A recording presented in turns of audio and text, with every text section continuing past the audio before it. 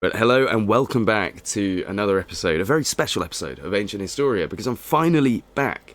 I'm sure you don't really care where I've been, but I'm going to tell you anyway. So first we had to rebuild a computer because we didn't have a computer. So that took a few days. And then when that was finally done, I had to get nose surgery. So that put me out of action for a couple of weeks because I couldn't really talk properly or breathe. So had to get through that. And then right at the end of that, I got an infection. My nose got infected, so I was really unwell. And then when the infection finally cleared up, after a good week and a half of suffering, I got food poisoning. So God really didn't want me to make this video until now. He's been putting it off. But we're here. So, barring something happening in the next few moments, I think we're going to continue, and we're going to finally start today's video with Tartaria in the news. So, well, first I'll show you how I've done this. So most of these ones here that all come with the links, they are the American articles. So the way that I've done this, which you can yourself, you can go to the Library of Congress, find the archives for newspapers, and then you just search for a term. So Tartary, Tartaria, stuff like that. Anything that you think will help you find a relevant article that you'd like to research. That's what we've done here. We do have some other articles that come from other places, because unfortunately, the way the British have done this is they allowed a private company to do all of this, who now charges money for you to view these articles. So you can search the archives, but you can't actually view the archives.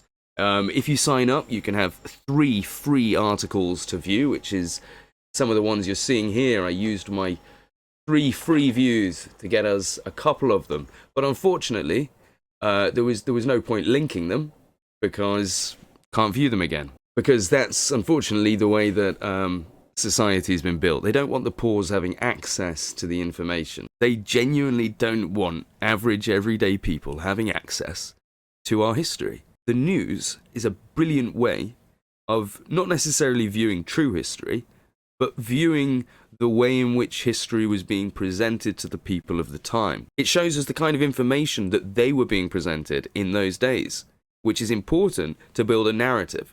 The first thing we'll do is we'll scroll up to focus on the Tartarian language, and that's important. So this one here, again, I haven't included the link, but I have included where it's from. So this is the Northeastern Daily Gazette from Middlesbrough, on the 4th of August, 1891, it was a Tuesday. It's the same information that we've seen in other articles, like this one here. I included this one just because it was a much clearer version of what we've seen here. So it's the exact same text. See? And what does it say? The Abyssinian alphabet consists of 208 characters, each of which is written distinctly and separately. The Sandwich Islands alphabet has but 12 letters. The Burmese, 19. Italian 20, Bengalese 21, Hebrew, Syrian, Chaldee, and Samaritan 22 each, Greek 24, Latin 25, German, Dutch, and English 26 each, Spanish and Slavonic 27 each, Arabian 28, Persian and Coptic 32, Georgian 35, Armenian 38, Russian 41, Old Muscovite 43, Sanskrit and other Oriental alphabets have 50 each. Ethiopian and Tartarian each have 202. So, when you consider the notion that Tartaria was just a name for a stretch of land, that's interesting, isn't it?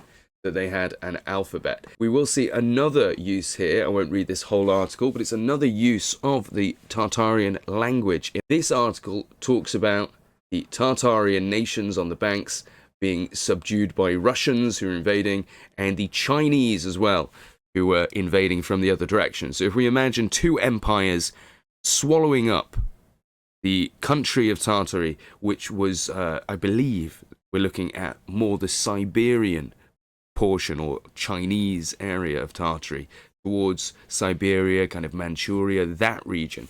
Now this talks about a treaty between, presumably, the Chinese and the Russian to divide the land between them. And it says, This present treaty, with all its articles, shall be engraven in the Tartarian, Chinese, Russian, and Latin languages upon stone, which shall be placed at the bounds settled between the two empires, there to remain as a perpetual monument of the good understanding that ought to subsist between them. So this is basically talking about the way that Tartaria, or this section of Tartaria, has been swallowed up into Russia and also into China, and they've met in the middle, and they've said, right, let's be civil about this. You have that bit, I'll have this bit, and then we're all good to go. So hopefully we'll learn a little bit more about that in the later articles. But we're going to continue again now with more about the language. So this comes from the Washington Union on a Tuesday, February 13th, 1849, on page 3. So that's how specific some of these things can be. And it talks about Madam Anna Bishop, which is someone you can look up for yourself. She exists, although she did exist, I should say, not around anymore.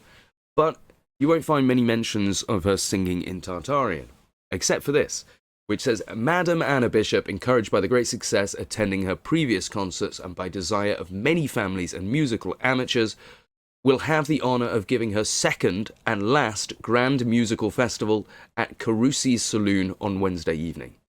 So we'll jump down to further in the text where it talks about what it is. It says the entertainment will commence with her celebrated musical fantastical scenes of circumstance entitled La Sfogato, I think that is. I'm sure you can correct me. It's about Madam Anna Bishop sustaining 7 distinct characters in appropriate costume and singing in 6 different languages: Russian, German, English, French, Tartarian, and Italian. So, once again, not only is Tartarian a language, but it's being sang by Madam Anna Bishop. So I've just done a quick Google for us. Anna Lady Bishop was an English operatic soprano. She sang in many countries and was believed to be the most widely travelled singer of the 19th century. She was married to the composer Henry Bishop, but abandoned him for the French harpist, composer, and entrepreneur Nicholas Charles Boxer. So this is our person. She sings in Tartarian. Oh, quite a looker, if I may say so myself. We British are a beautiful species. If we come back to our article, we can see that Mr. Boxer, harpist to the Queen of England and formerly director of Her Majesty's Italian Opera House, London, and of the San Carlo, Naples, will perform on the harp with double action and metallic basses, 3 of his most favourite pieces. So that's our boy that she went on to abscond with, which is very interesting. So these people are real, and she was singing on Tartarian. Her lovely boyfriend was on the harp, who was the harpist to the Queen of England. So this next one here is actually very awkward to read in this format, so I've got it up separately and I will read it to you, but unfortunately it's probably going to hurt your eyes if you try. It's hurting mine to try screen.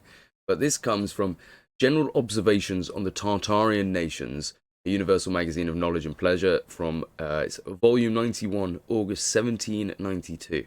Okay, so I'm going to read this for you as best as I can. It's really difficult, but it says, the Russians, not many hundred years ago, were in the same state as the Tartars now are. And even after they settled in the country of Muscovy, they continued under bondage to the Tartar nations, who surrounded them upon all sides. The Tsar Ivan Vasilievich I released his people from this degrading situation, and his successor, Ivan Vasilievich II, effectually rooted out those freebooters and overawed them in their turn. From this period, the Russian monarchs extended their conquests, and by a rapid progress, the vast regions from the banks of the Dnieper, so the Dnieper, to the Kamchatka, which views from its shores the American mountains, a space of 4,000 miles, acknowledged their sceptre. The most northerly parts of Siberia are inhabited by Finns and Tartar tribes in the lowest state of civilization.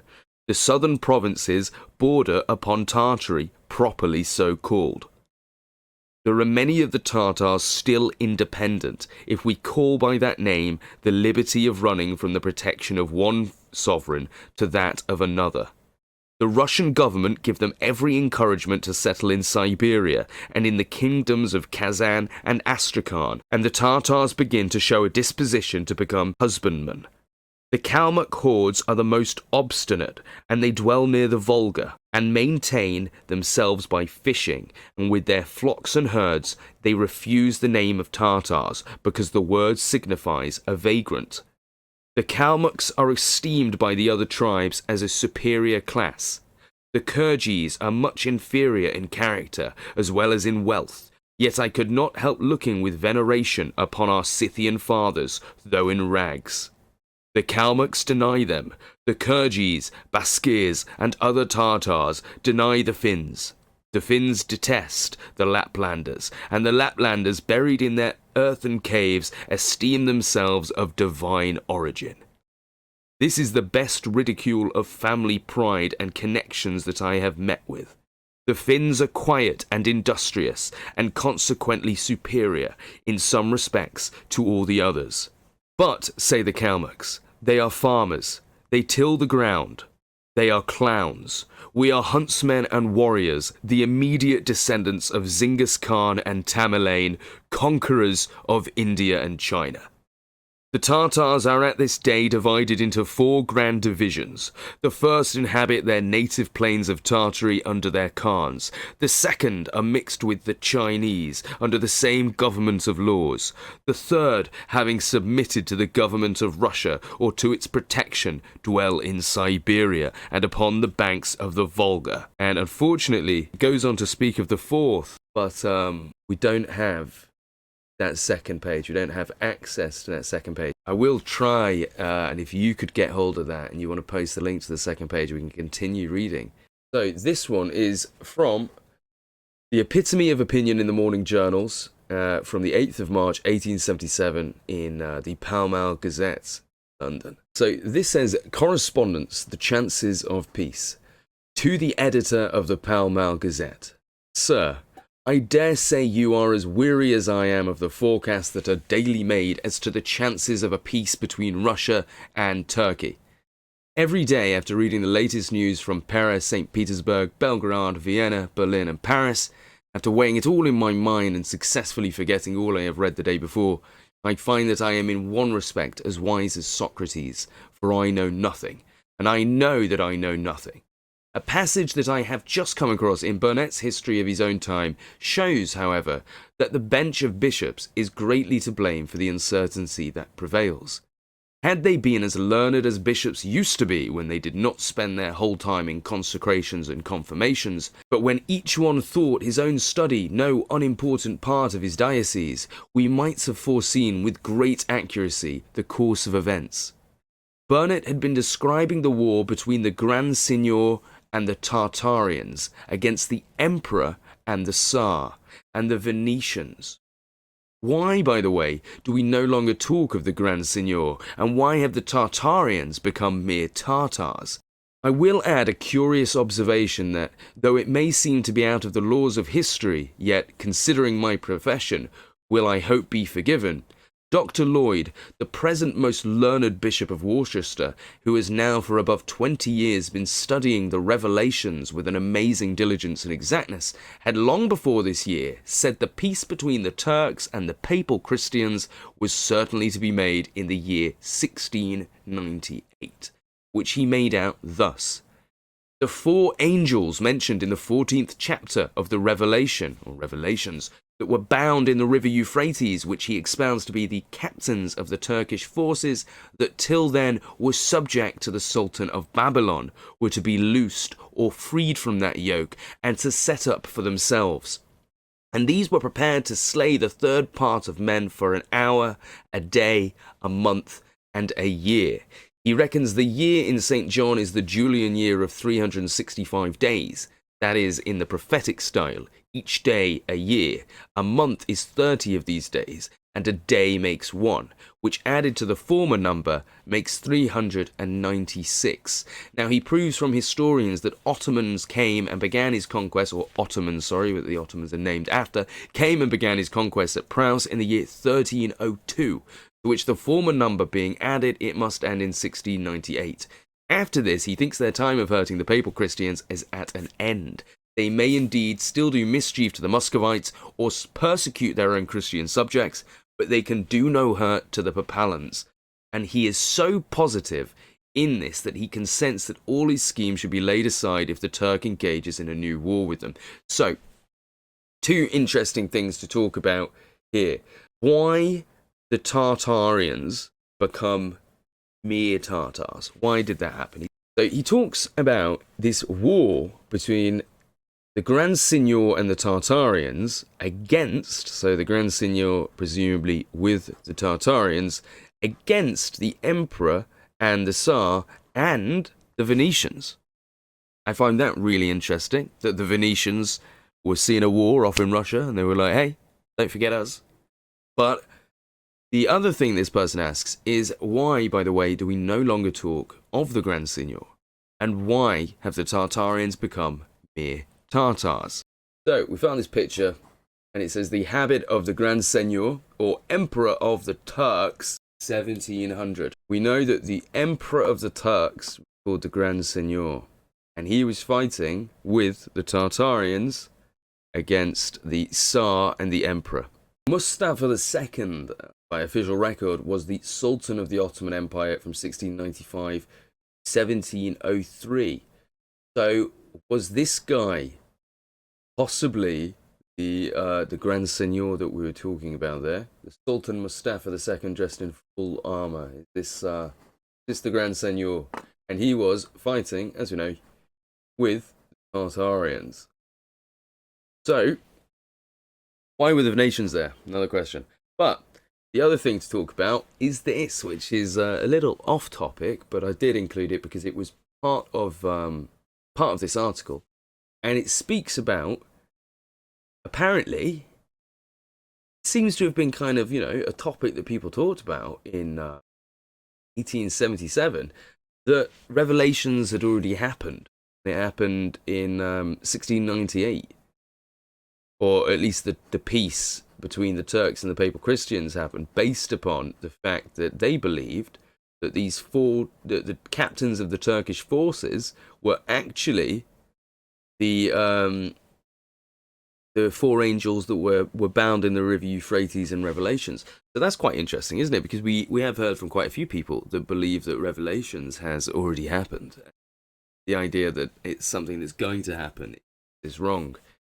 That's quite interesting, isn't it? Does Revelations refer to a war that happened in the 1600s? I think Anatoly Fomenko says that it does.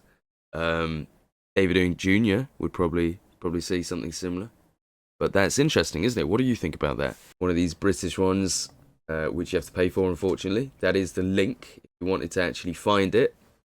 So you will be able to at least verify that the word Tartarian appears in this article. But aside from that, this is talking about the Mughal Empire. Now, the Mughal Empire is the Indian Empire, which was eventually taken over essentially by the British. The Mughal Empire, which had been broken into many kingdoms in the beginning of the 18th century, was founded by Tamerlane, a Tartarian prince who was born in the once famous city of Samarkand and who deservedly won the title of Great. So if you remember my video, Tamerlane the Great Tartar. But the title Mughal was first given to India by Genghis Khan, who, like Tamerlane the Great, was also a native of Tartary. Genghis made his appearance in the beginning of the 13th century and Tamerlane towards the close of the same century. The fact that they're saying he was born at the end or the close of the same century, and we have him actually being born 35 years into the next century, that sometimes, though, that can be based on a very easily explainable thing that some people used to base when Jesus' incarnation happened on when he was crucified and subsequently resurrected, whereas others based the age of Jesus Christ from his birth. But that just talks about the Mughal Empire being founded by Tamerlane. Now, obviously, his children carried on, or say descendants, possibly not just children, but his descendants carried on ruling the Mughal Empire for, hundreds of years. So the Indians weren't even in control of their own country. this is a letter from Baron von Humboldt, read in the French Academy of Sciences, and he gives an account of his visit to the rich mines in the Ural Mountains. And further down here, a bit of text, it says, "Thence he crossed the Kyrgyz, stepped along the frontiers of Chinese Tartary, and visited the ruins of the ancient city of Bulgaride, or Bulgari, formerly the capital city of the Tartary Empire, and the residence of the family of Tamerlane." Now, isn't that interesting? Because we're told that Tartary was just the name for a tract of land. But here, in 1830, in Richmond, Virginia, and they're talking about Bulgari, or Bulgaride, being the former capital of the Tartarian Empire. And that's on the frontiers of Chinese Tartary. Notice the Bulgari, Bulgaride, the connection there to the Bulgarians, the kingdom of Bulgar, the Bulgarians, all coming together now, isn't it? This is a key to slang, which comes from the Seattle Republican, I believe in 1915. Have a look just to make sure. It was actually 1907. So 1907, this article, a key to slang, and it's talking about different slangs that you can hear across the world and where they came from. Obviously, the key. So to give the cold shoulder is a brick. And down here we find catching a tartar. Now this one, I've seen this in another article. I can't remember where. It was in somebody's video before I actually made my own videos. They had a similar thing up, a similar article. It probably was a copy of this article, except the person had changed tartar to mean a thief, and it changed the war between Russia and Tartary to being a war between the Irish in the east. It was just a war that the Irish were fighting in the east. It doesn't specify where, just the east of wherever. And during that battle, they caught a Tartar, which it says is a thief. And it was like, that's where that comes from. It just means to catch a thief. And I used to think, that doesn't sound right, does it? You know, in the middle of a battle, a thief, just like, you know what? I think I'm going to risk getting my feet blown off to go and nick a dude's watch. And it just, you know, it didn't seem very likely. And it turns out I was right, because the original is catching a Tartar. During the war between Russia and Tartary, a private soldier shouted, "Captain, I have caught a Tartar." "Well, bring him in," the captain rejoined. "He won't let me," the soldier called despairingly, as his prisoner dragged him into the Tartar lines. You got to remember as well, Tartars were described as being kind of like Maori folk. Very big, tattooed, scary. You know, they would drag you into their lines. But that just shows a war between Russia and Tartary. So if Tartary or Tartaria was just a name for a stretch of land, it was just a name, then maybe somebody should tell the Russians that they were having a war with just a name. And it just doesn't really make sense. So that there is a bit more evidence for a war between Russia and Tartary. We've seen evidence of a Tartary empire. We've seen evidence of the Mughals being descended from Tamerlane, which we knew already. But we've also seen people questioning why Tartarians became mere Tartars, why nobody talks about the Grand Seigneur and the war between them and the Emperor and the Tsar, presumably of the Russian Empire, and also the Venetians who were fighting with them, which is interesting. We saw the possibility that the four angels mentioned in Revelations were actually referencing four captains of Turkish forces that were subject to a sultan, who was then freed to go on a bit of a massacring rampage before peace was settled between them and the Christians, insinuating that Revelations has actually already taken place. That would kind of suck, wouldn't it, to find out that we didn't get raptured and we're just still here. But yeah, and then we also learned a bit about the empire and the way that the Russians have taken over these areas. We learned about the Finns in Siberia and everything. It's been really interesting. So quite a good view. And don't forget the language as well. Yeah, we did all the language. We looked So we know there's a language, we know there was an empire, we know they had wars. Pretty hard to deny at this point, isn't it? We will continue tomorrow with talking of tattoos. We will continue with the tattooed man of an American who was taken prisoner in a prisoner of war in Chinese Tartary. So when was this? 1878. So Americans were fighting in Chinese Tartary in 1878, and he was taken prisoner and he was tattooed all over him. But we'll start that tomorrow. But yeah, anyway, thank you so much for watching, and I'll catch you on the next episode. Peace.